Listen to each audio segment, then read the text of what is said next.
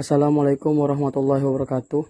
Kami dari kelompok 3 yang beranggotakan Alifian Fandriansyah, Darwis Mujahid, Fatan Rafiuddin, dan Andi Prawidana yang akan membahas bab 5 penerapan makosid syariah dalam ketentuan ekonomi syariah.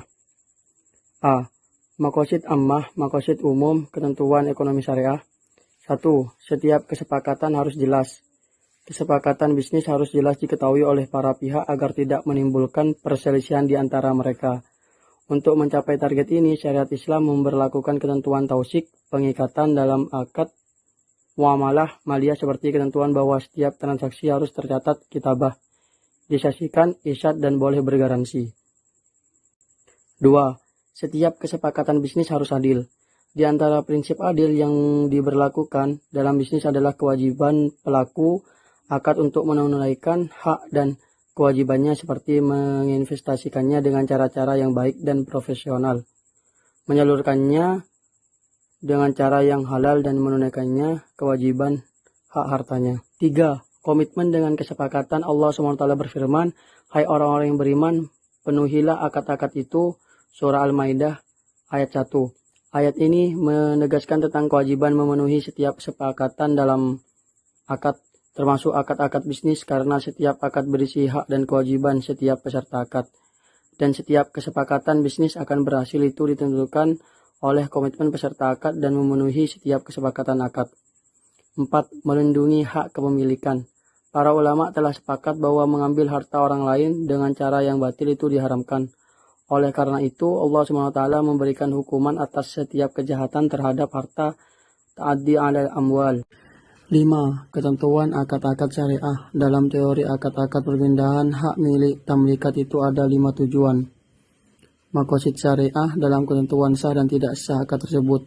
Kelima makosid tersebut adalah distribusi rawaj, jelas wuduh, terpelihara hidup, stabil sobat, dan adil. 6. Harta itu harus terdistribusi. Harta itu harus terdistribusi dan bisa dinikmati oleh seluruh lapisan masyarakat, baik dalam bentuk konsumsi atau distribusi.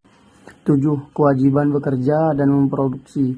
Di antara makosid syariah adalah kewajiban bekerja dan memproduksi. Kewajiban ini berdasarkan istiqra' terhadap dalil-dalil yang memberikan dilalah qat'iyah makna yang pasti, bahwa bekerja dan produksi itu hukumnya wajib sesuai dengan firman Allah Subhanahu wa Ta'ala, yang artinya dialah yang menjadikan bumi itu mudah bagi kamu, maka berjalanlah di segala penjurunya dan makanlah sebagian dari rezekinya, dan hanya kepadanya lah kamu kembali setelah dibangkitkan. Surah Al-Mulk ayat 15. Investasi harta. Investasi harta adalah salah satu tujuan yang Allah tetapkan dan harus dicapai dalam harta yang dimiliki setiap orang.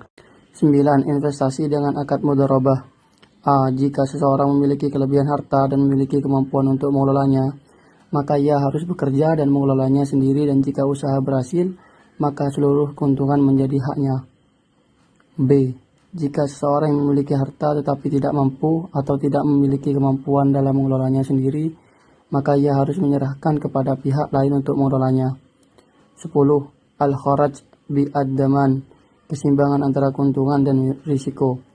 Kaidah al-kharaj bin ad-daman ini adalah prinsip dalam muamalah Islam yang bersumber kepada dalil istiqra' terhadap nas-nas syariat dan menghasilkan makosid yang berstatus qat'i. Berdasarkan kaidah ini, para ulama melakukan istinbat hukum fatwa dan ijtihad atas banyak sekali hukum fikih. Itulah presentasi dari kelompok kami. Kurang dan lebihnya mohon maaf. Assalamualaikum warahmatullahi wabarakatuh. Jangan lupa like, comment, and subscribe.